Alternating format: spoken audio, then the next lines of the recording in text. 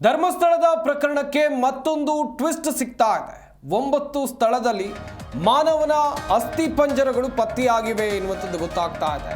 ಬಂಗ್ಲೆಗುಡ್ಡದಲ್ಲಿ ಅಸ್ಥಿಪಂಜರಗಳು ಪತ್ತೆಯಾಗಿವೆ. ಬಂಗ್ಲೆಗುಡ್ಡ ಅರಣ್ಯ ಪ್ರದೇಶದಲ್ಲಿ ಪತ್ತೆಯಾಗಿರುವಂಥದ್ದು ನೇತ್ರಾವತಿ ಸ್ನಾನಘಟ್ಟದ ಸಮೀಪ ಇರುವಂಥ ಬಂಗ್ಲೆ. SIT ಶೋಧ ಕಾರ್ಯಾಚರಣೆ ವೇಳೆ ಪತ್ತೆಯಾಗಿದೆ ಎನ್ನಲಾಗ್ತಾ ಇದೆ. ಬಂಗ್ಲೆಗುಡ್ಡದಲ್ಲಿ ಇವತ್ತು ಕಾರ್ಯಾಚರಣೆಯನ್ನು ನಡೆಸಲಾಯಿತು. 9 ಸ್ಥಳದಲ್ಲಿ ಮಾನವನ ಅವಶೇಷಗಳು ಪತ್ತೆಯಾಗಿವೆ.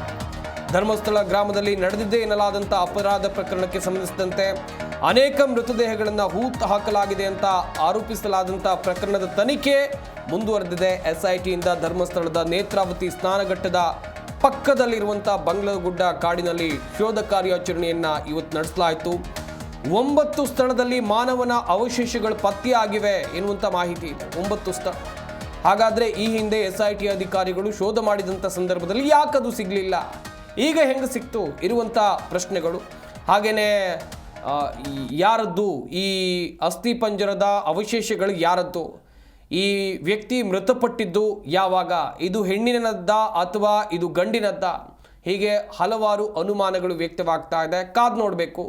SIT ತನಿಖೆ ವರದಿ ಬಂದ ಬಳಿಕ ಅಥವಾ SIT ಅವರೇ ಅಧಿಕೃತವಾಗಿ ಮಾಹಿತಿ ಕೊಟ್ಟಂಥ ಬಳಿಕವಷ್ಟೇ ಈ ಬಗ್ಗೆ ಸ್ಪಷ್ಟನೆ ಗೊತ್ತಾಗುತ್ತೆ. ಒಂದು ಕಡೆಯಲ್ಲಿ SIT ಈಗಾಗಲೇ ಸಾಕಷ್ಟು ಜನರನ್ನ ವಿಚಾರಣೆ ನಡೆಸುವಂಥ ಕೆಲಸವನ್ನು ಧರ್ಮಸ್ಥಳ ಪ್ರಕರಣದಲ್ಲಿ ಮಾಡಲಾಗಿದೆ.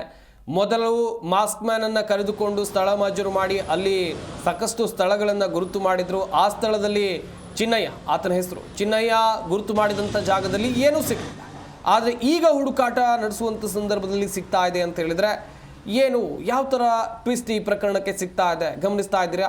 ಕಳೆದ ಕೆಲ ದಿನಗಳಿಂದ ಧರ್ಮಸ್ಥಳ ಪ್ರಕರಣದಲ್ಲಿ ಆಗ್ತಾ ಇರುವಂಥ ಬೆಳವಣಿಗೆಗಳು, ಸದ್ಯ ಈಗ ಮಾನವನ ಮೂಳೆಗಳು ಪತ್ತೆಯಾಗಿವೆ ಎನ್ನುವಂಥದ್ದು ಗೊತ್ತಾಗ್ತಾ ಇದೆ.